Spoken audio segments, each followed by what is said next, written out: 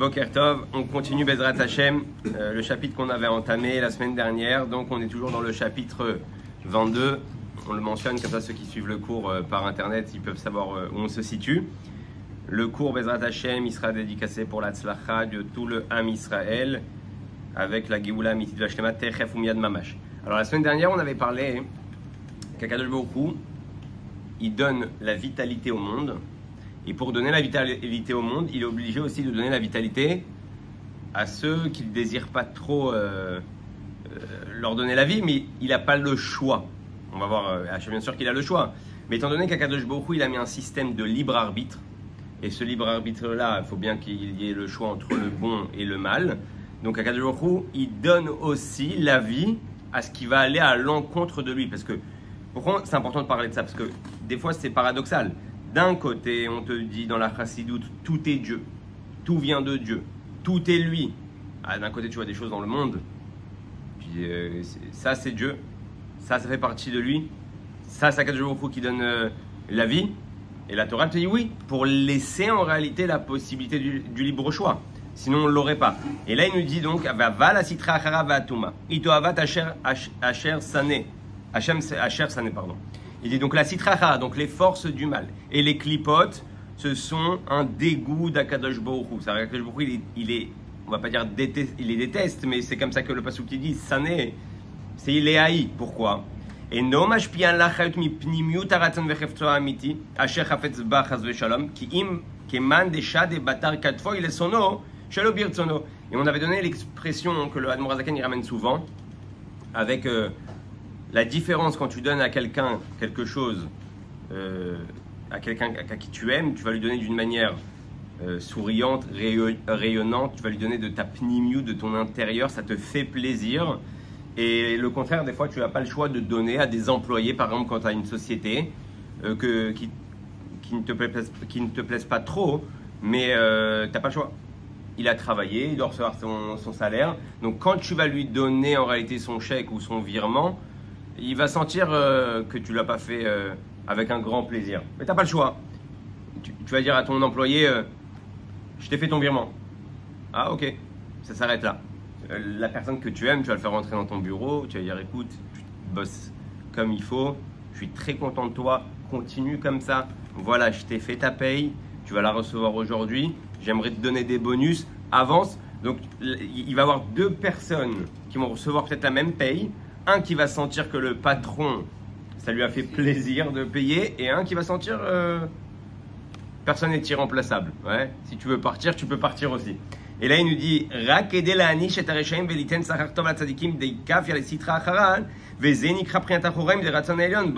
tout simplement. Pourquoi tout ça? Pour pouvoir arriver à donner un salaire à ceux qui le méritent, et pour pouvoir aussi punir ceux qui sont Rechaïm. Ça veut dire que si on n'avait pas eu cette possibilité de choisir entre le bien et le mal, ce qui va arriver comme Mashiach, quand on aura fait la réparation du monde, quand Mashiach va venir, il n'y aura que le bien, Bezrat Hashem. En attendant, pour nous laisser le choix, Hashem est obligé de mettre les deux systèmes. Et pour mettre les deux systèmes, il est obligé de faire vivre aussi le système qui est contraire à lui. Donc, on va voir plus que ça. Dans la vie d'un homme, donc c'est pareil chez Akadosh Baruch Hu, à d'autres niveaux, il va avoir ce qui s'appelle la pnimiut haratzon et la chitzoniut haratzon. Je m'explique. La volonté profonde et la volonté extérieure. Quand quelqu'un y va au travail, sa volonté profonde, c'est l'argent. Il ne travaille pas pour la gloire. Il veut gagner des sous, il veut réussir, il veut s'enrichir. La chitzoniut haratzon, la facette extérieure de cette volonté, elle va se traduire par quoi? Aller au travail. Donc, je vais au travail, c'est la volonté extérieure. Et la volonté profonde, c'est le résultat, c'est l'argent. Quand je vais chez un dentiste, j'ai pas envie d'aller chez le dentiste. J'ai juste plus envie d'avoir mal aux dents. Ma volonté profonde de plus avoir mal aux dents, mais je suis obligé de passer par le dentiste. Donc ma volonté extérieure, c'est d'aller chez le dentiste pour arriver à ma volonté profonde. À Kadosh Baruch Hu, c'est pareil. Tous les mondes qu'il a créés, les anges, les êtres, les sphirotes, les sphères célestes qu'on a parlé précédemment, c'est la volonté extérieure en réalité de Dieu. Pour arriver à qui? À nous. Pour nous laisser en réalité la possibilité de faire le tov et le mal, comme on a dit, donc faire Torah, mitzvot. La volonté profonde, en gros, d'Akadosh Baruch Hu, c'est que nous, le Ham Israël, on fasse Torah et mitzvot.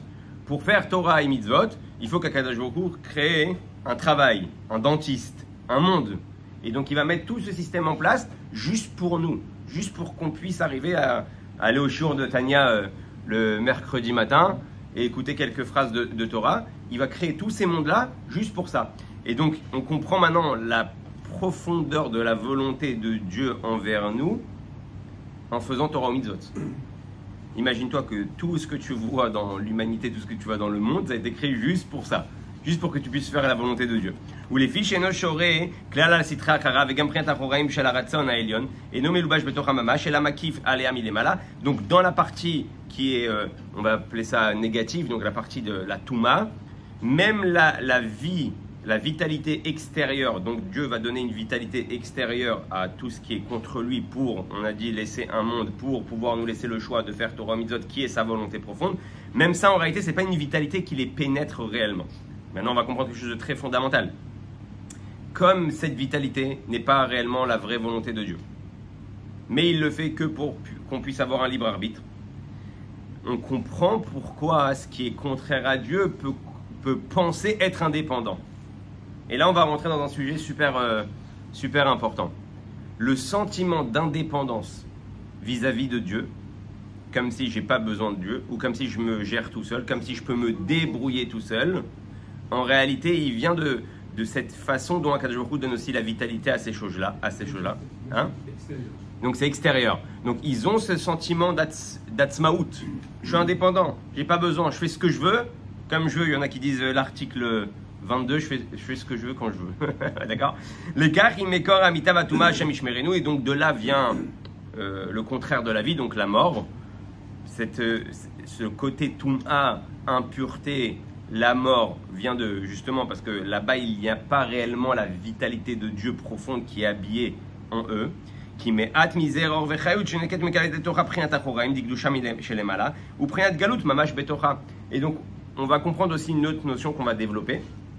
C'est ce qui s'appelle la galut ashrina. Galut ashrina, quand on parle dans le pshat, c'est quoi? C'est Akadosh Baruch Hu, on est sorti en galut, donc Dieu il est avec nous en galut. C'est ce qui s'appelle la galut ashrina. Mais en fait c'est plus profond que ça dans la Kabbalah. La galut ashrina, c'est étant donné que tout vient de Dieu et que donc la vitalité, la lumière de Dieu va s'habiller dans des choses qui sont contraires à lui, c'est ce qui s'appelle la galut ashrina. C'est comme si la shrina, en fait, elle était emprisonnée. Parce que d'un côté, la shrina, elle veut être avec la gdusha, avec la sainteté. Et de l'autre côté, elle est obligée d'être habillée un petit peu là-bas pour faire vivre toutes ces choses-là, qui vont nous faire la tentation, ouais, l'île de la tentation. Alors, Besod galut ashrina taniskar leel. Et là, regardez ce qu'il nous dit. Maintenant, on va comprendre pourquoi en réalité les forces du mal et tout ce qui est contraire s'appelle Elokim Acherim, d'autres dieux. Parce que c'est très bizarre de dire le mot d'autres dieux. D'autres dieux, on a expliqué la semaine dernière pourquoi on appelle Elokim Acherim, les clipotes, d'autres dieux, les forces du mal. Si maintenant quelqu'un y croit en un autre dieu, je peux comprendre qu'on dit sur lui, il croit en d'autres dieux. D'accord? Mais quand tu m'appelles la Sitra Achara, la Touma elle-même d'autres dieux, quoi, tu lui donnes une capacité en réalité de s'appeler aussi Dieu? Ça veut dire quoi ça? Elokim Acherim, d'autres dieux, mais ils ne sont pas dieux. Et leur existence dépend de Dieu. Alors comment tu les as appelés Elokim Acherim? Alors on avait dit la dernière fois, hein, Elokim Acherim, Milashon Achoraim, comme on vient d'expliquer. En réalité, comme ils reçoivent la vitalité de Dieu par derrière, donc c'est pas que c'est d'autres dieux. Ça s'appelle Elokim Acherim. Ils reçoivent leur vie de derrière, au-dessus du... Alors, c'est ce qu'il va nous dire maintenant. Chez Iavodazara Mamash ou Kfira Be'achduto Shel Melech Malachim Akadosh Baruch Hu Ki Machar She Or Vechayut Digdusha ou Beprinat Galut Betocha Eina Betela Klal Legabe Gdushat Akadosh Baruch Hu. À partir du moment, plus que ça, où en réalité, pourquoi ça s'appelle Elokim Acherim, où la klipa, donc même nous des fois on se retrouve dans cette situation, on a le sentiment qu'on n'a pas besoin de Dieu ou qu'on peut vivre sans Dieu, chas de shalom, alors là on tombe dans ce qui s'appelle Elokim Acherim. Et na betela kla legabe. Donc quand tu ne ressens pas que tu es complètement annulé à la volonté de Dieu, à l'existence de Dieu, au point où tu peux arriver à dire comme Paro, je me suis fait tout seul. Paro, c'est ce qu'il vendait à son peuple. Paro, il disait à tout le monde, oui, il y a des dieux, il y a plein de dieux, ils ont tous des forces, et toi c'est qui ton Dieu? Moi-même je suis Dieu. Moi-même je suis un Dieu, moi-même je suis indépendant. D'ailleurs, vous savez que le Midrash dit qu'il allait se cacher le matin pour aller aux toilettes. Il continue à faire croire que c'était le premier Hollywood de l'histoire. Nachon. Alors, Kemamar Yeor Li Vani Asitani. Et donc, on peut arriver à un sentiment d'auto-existence. Ok? Est-ce qu'il parle de l'athée? Parce que là, on parle des croyants, même s'ils ont d'autres dieux. Ah, alors là, il parle des croyants qui croient à d'autres choses aussi. Donc là, on laisse place à autre chose que Dieu. Donc, automatiquement, on passe dans le côté Elokim Acherim, d'autres dieux. Et aussi, celui qui est athée d'une manière complètement radicale. Alors, bien sûr que lui, il est à fond aussi dans Elokim Acherim. Elokim Acherim, ça ne veut pas dire d'autres dieux. Ça veut dire que son existence va dépendre de la Klippa et la Sitra Achara. Donc, il est déjà d'autres dieux. Il faut bien qu'il vive d'un endroit. Même si lui, il n'en est pas conscient, soit il va prendre sa vitalité de la Gdusha, soit il va la prendre de la Touma. Qui la Touma, elle aussi, a reçu un budget vide à Kadosh Baruch Hu, comme on a dit, pour laisser le libre arbitre. Et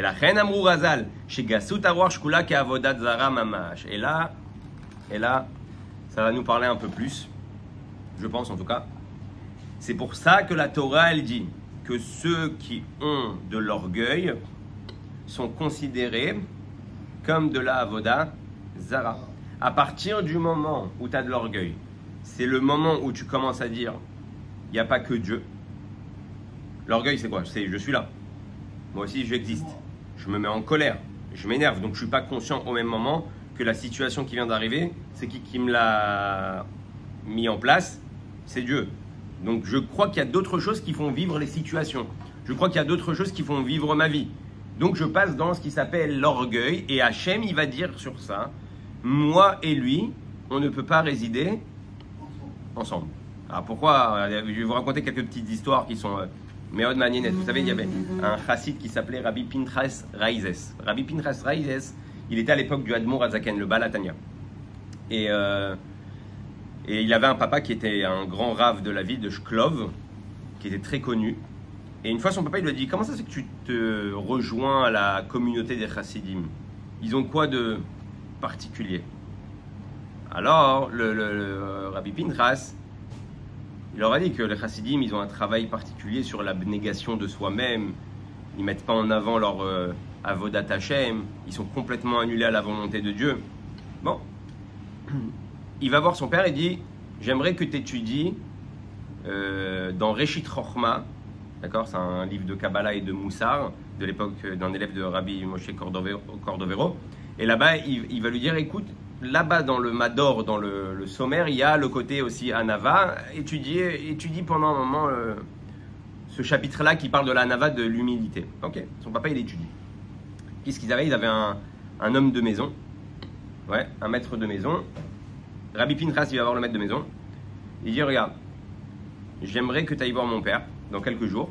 Et quand il va te demander un service, il va te demander de le servir ou il va te demander de faire quelque chose, eh ben, pas seulement que tu sois Messarev, que tu lui dises non, j'aimerais que tu lui poses la question, hein, pourquoi c'est toujours moi qui vous sers?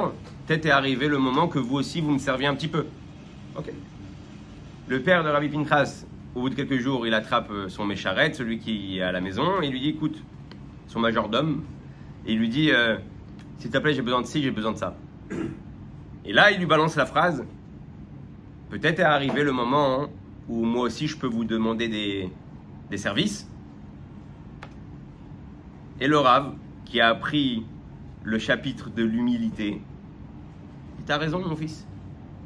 D'accord. Qu'est-ce que tu as besoin? Il dit, j'ai besoin de faire ça, j'ai besoin de faire ci, j'ai besoin de faire ça. Et d'un coup, le le Rav Pinchas, il regarde la scène sur le côté et il voit son père qui commence à faire ce que le Mécharet lui a demandé. Après, il va le voir, il dit papa, j'ai vu que le Mécharet, celui qui nous sert, il t'a demandé de toi commencer à le servir. Il dit oui. Il dit tu l'as fait. Il dit oui, j'ai étudié le chapitre qui parle de l'humilité. Et donc quand on parle d'humilité, automatiquement on se doit de aider n'importe quelle personne. Il lui dit comment c'était? Il lui a dit c'était très dur. Je l'ai fait parce que je l'ai appris, je l'ai fait parce que je l'ai étudié. Mais au fond de moi, c'était très très dur. J'ai dû faire un travail sur moi pour arriver à cette situation-là. Et Rav Pinchas lui dit, chez les Chassidim, ça vient d'emblée. Pour expliquer le côté en réalité qui est très important, qu'on soit dans le monde de la Torah ou pas, dans le monde de la Chassidoute, il y a un accent sur l'abnégation. D'ailleurs, on le voit, l'abnégation vis-à-vis du tzaddik, l'abnégation vis-à-vis d'Akadosh Baruch Hu, d'avoir aucune volonté propre, hormis ce que Hachem il attend de nous. Et quand on n'a pas de volonté propre, automatiquement, bien sûr, je ne dis pas que tout le monde est arrivé à ce niveau-là, mais quand on n'a pas cette volonté propre, automatiquement, on fait les choses parce qu'il faut les faire. Je ne me pose pas la question, est-ce que c'est dur, est-ce que c'est pas dur, est-ce que c'est contre ma nature, c'est pas contre ma nature. Je le fais. Ça, c'est l'abnégation. Et il nous dit qu'il carve et shoresh avodazara ou machenirchav les davar bifnatzmo nifran mikdushato shemakom velo kfirat b'Hashem legamre. Donc le principal shoresh de la avodazara, c'est qu'il considère qu'il y a autre chose qu'Akadosh Baruch Hu. Ça veut dire quoi? C'est-à-dire que la avodazara, ça ne voulait pas dire que les gens forcément ne croyaient pas en Dieu. Avodazara, c'est qu'ils pensaient qu'il y avait d'autres choses que Dieu. Ça ne veut pas dire qu'ils pensaient que Dieu n'existait pas. Oui, il y a Dieu, il a créé un monde. Mais maintenant qu'il a créé un monde, il y a des influences. Ces influences-là, elles passent par différents dieux. Donc ça, c'est ce qui s'appelle la Avodah Zarah. Donc à partir du moment où dans ta vie, tu penses qu'il y a d'autres choses qui font vivre ta vie, tu peux pas, tu dois avoir confiance en Dieu, utiliser par exemple les docteurs pour faire la volonté de Dieu, parce qu'il faut aller voir un docteur, mais tu peux pas considérer que le docteur est Dieu. Tu peux aller au travail, avoir la parnassa, travailler, en sachant qu'Hachem il t'envoie la parnassa à travers ton travail, mais la parnassa et le travail ne doivent pas devenir ton Dieu. Et pareil dans n'importe quel domaine.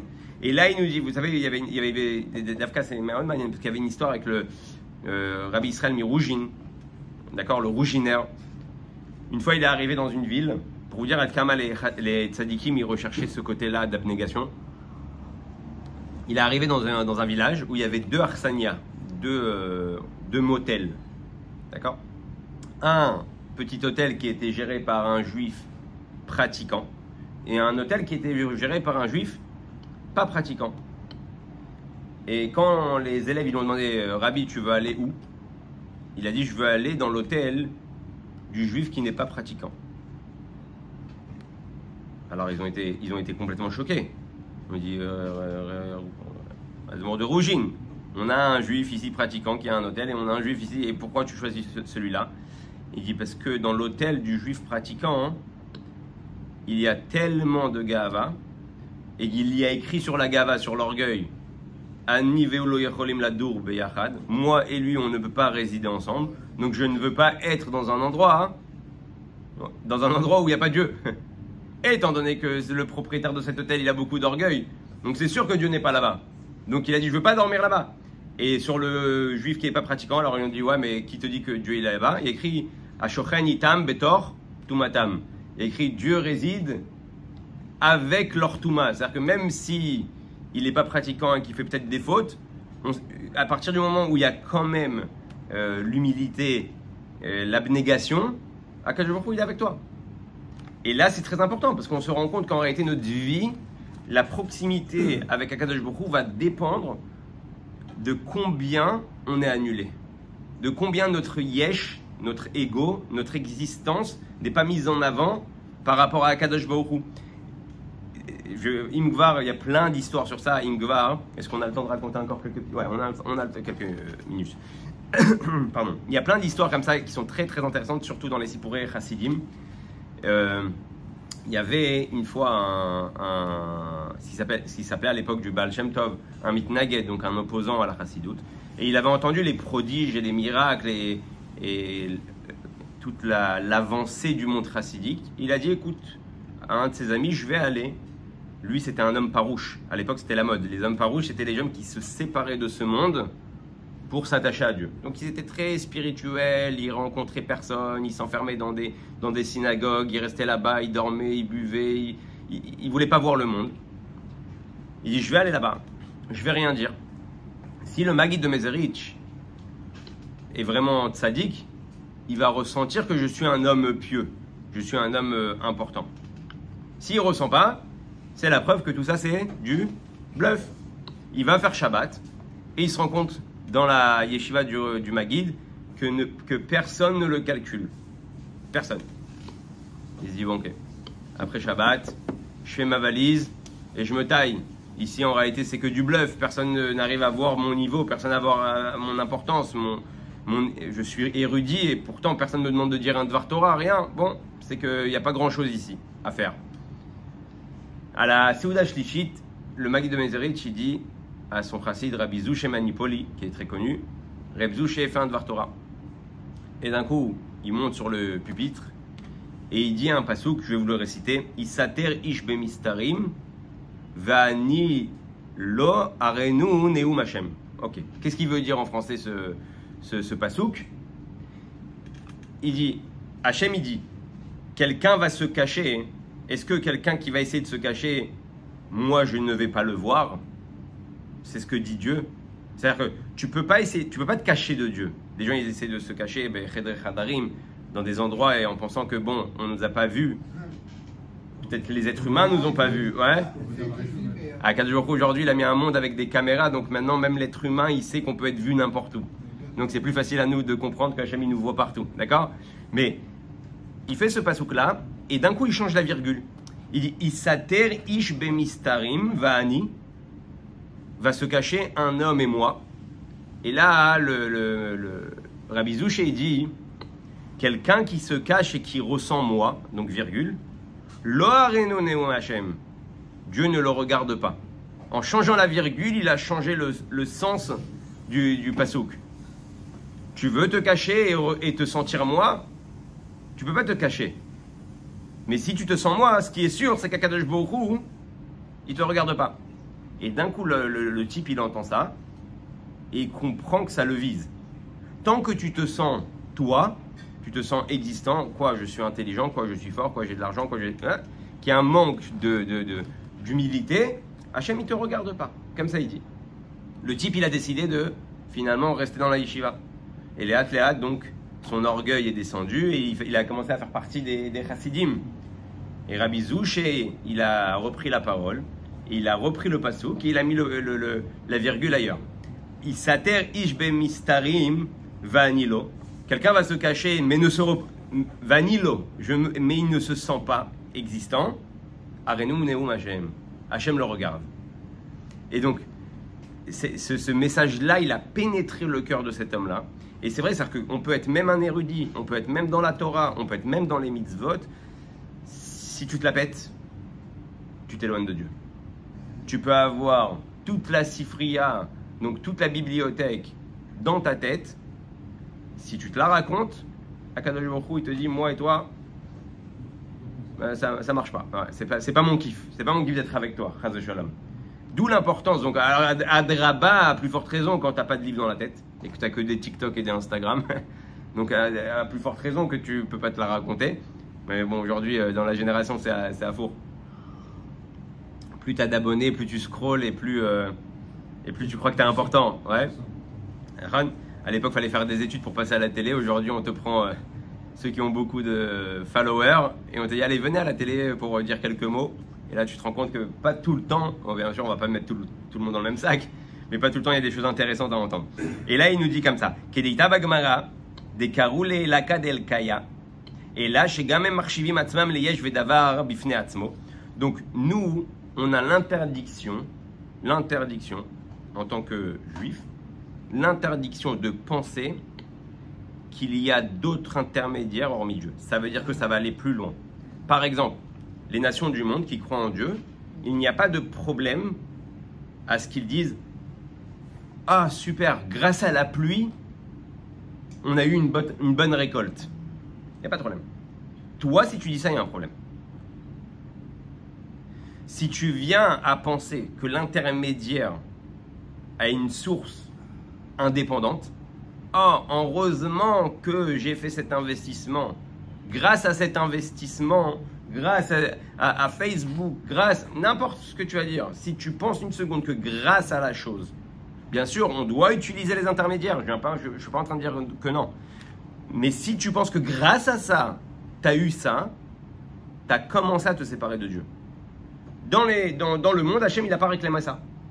D'accord? Ceux qui étaient à Matan Torah, Anochi Hachem Elokecha, il nous a imposé cette loi-là. Tu dois te dire à chaque fois que n'importe quel intermédiaire, c'est lui directement. D'abord, c'est lui, et tu dis merci à l'intermédiaire. Faut pas te faire un coup de span. Les gens, des fois, ils ont gagné de l'argent grâce à quelqu'un. Et ah, mais c'est pas toi, c'est Dieu. Hein.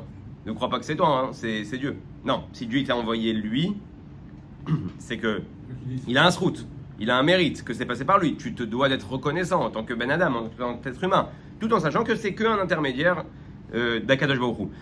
Et je vais finir juste avec, si on a encore une seconde, je vais juste finir avec une histoire qui était, et on va finir le chapitre, Mama, je vais au Hachem, une histoire qui s'est passée aussi avec l'époque du Maguid. À l'époque du Maguid, il y avait un chassid qui est venu taper à sa porte pour parler avec le Maguid de Mezerich. Et le Maguid, il a posé la question, c'est qui? Et lui, il a répondu, c'est moi. Il voulait les éduquer à enlever le Ani, le c'est moi. Il voulait éradiquer ça des chassidim.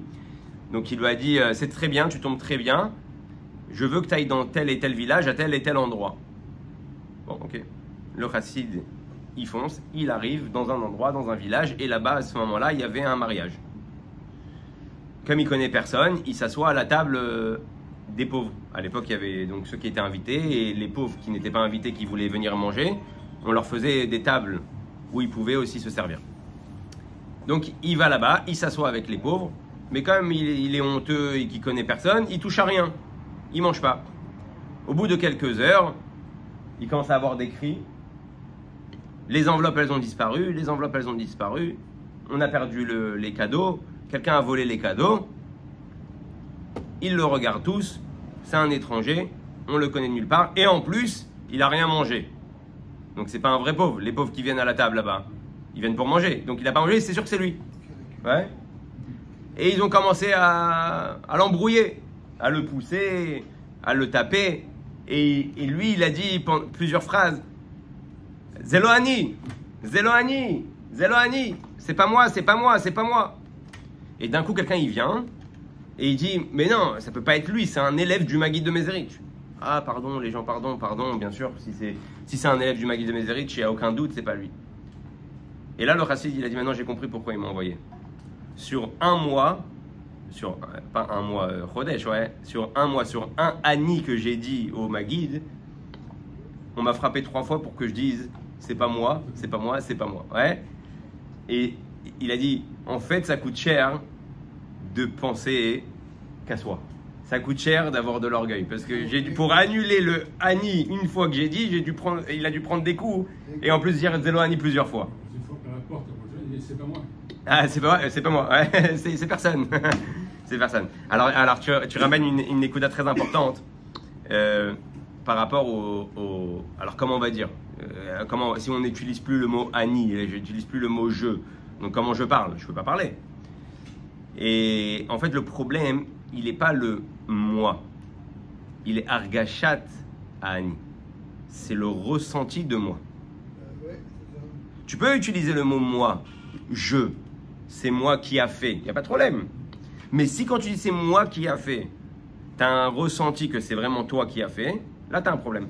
Si tu utilises juste verbalement pour expliquer à une personne quelque chose, là il n'y a pas de problème. Comme on avait raconté au début des Shurim de Tanya, que le Yetzer Hara au début il s'appelait le Nachash, il s'appelait le serpent, ensuite on l'a appelé le Satan, il est venu voir Dieu, il a dit ah, ouais, les gens ils m'écoutent plus, Nachash ils ont peur, Satan ils ont peur, il a dit je vais t'appeler Yetzer Hara, bon c'est mignon Yetzer Hara, au bout de quelques temps il est venu voir et il dit écoute même ça maintenant les gens ils m'approchent plus, ils entendent Yetzer Hara, la Torah elle a dit Yetzer Hara, ça c'est du Yetzer Hara, donc j'ai plus de nom, donc on lui a donné le côté orgueil, il a dit là tu vas pouvoir faire des ravages, tu vas t'habiller dans l'orgueil. Les gens ils ont commencé à avoir de l'orgueil même dans la Torah, dans les mitzvot, même les gens qui étaient érudits, et après quand même ça on a expliqué dans la Torah que l'orgueil n'était pas bon, Hachem, il lui a dit, écoute, je vais donner autre chose, ça plus l'orgueil dévoilé, c'est ce qui s'appelle le Argashat Hayesh, le sentiment de moi. C'est-à-dire que des fois, on va retrouver des gens qui vont faire semblant qu'ils sont un ave, qui sont dans l'humilité. Non, c'est pas moi, non, c'est pas ci, non, c'est pas ça. Moi, je connais pas, je sais pas qui c'est qui a fait ça, mais qui c'est qui a fait ça? C'est une super bonne idée. Oh, je sais pas. Mais si au fond, tu ressens une fierté énorme surdimensionnée, tu peux dire jusqu'à demain que c'est pas toi, tu ressens quand même le toi. Et c'est pour ça qu'en fait, ça ne va pas se juger à est-ce que tu as dit moi ou pas. Quelqu'un qui va donner de l'argent à la tzedaka et que, quand on va dire, mais c'est qui a offert ça? Il y en a qui vont être anonymes. Mais c'est-à-dire, tu peux être anonyme, mais être super orgueilleux. Tu vas dire aux gens, ah, je sais pas, mais au fond, tu te la racontes. Ouais, au fond, tu te la racontes. Et tu peux avoir un autre qui va dire, oui, c'est moi. Mais tellement il sent pas qu'il a fait quelque chose d'extraordinaire. Il sent pas qu'il a juste fait ce qu'il fallait faire. Il avait des maasrot à donner, il avait de l'argent à donner à la tzedaka. Et il l'a tout simplement fait. Donc il n'a pas ce sentiment. J'ai fait quelque chose de meyouchad, j'ai juste fait ce qu'on attendait de moi. Il peut dire jusqu'à demain, oui c'est moi. Mais comme il ne ressent pas ce côté orgueilleux, il n'y a pas de problème. Ubazé mafridim et atzmam mikdushato. של מקום ברוך הוא מאחר שאין בטלים לא יתברך כי אין קדושה עליונה שורה אלא על מה שבטל לא יתברך כנזכר לאל. Donc הקדוש ברוך הוא ne peut résider que dans quelque chose qui est annulé. Si tu fais de la place à Dieu, donc Dieu il peut être avec toi. ולכן נקראים טורי דפרודה בזוהר הקדוש. והרי זה כפירה באחדותו האמיתית דכולה כמה כלא חשיב ובטל באמת לא יתברך לרצונו המחיה את כולם ומהווה אותם מאין ליש תמיד. Et donc si on arrive à la pleine conscience qu'Akadosh Baruch Hu nous fait vivre à chaque instant et sans Dieu on ne pourrait pas vivre une seconde de plus, donc je suis complètement annulé à Hachem, j'ai la pleine conscience que chaque seconde de ma vie c'est Akadosh Baruch Hu, j'ai une vraie attache à Dieu, j'ai laissé la place à Dieu, j'ai annulé mon Yetzera, j'ai annulé donc ma Gahava, mon orgueil, et là, Bezrat Hachem, on reçoit la vitalité du côté de la Gdusha et non le contraire. Ça c'était pour le Perek Kaf Bet. Et la semaine prochaine, on pourra avancer dans le Perek Kaf Gimel Bezrat Hashem ou Bishuato.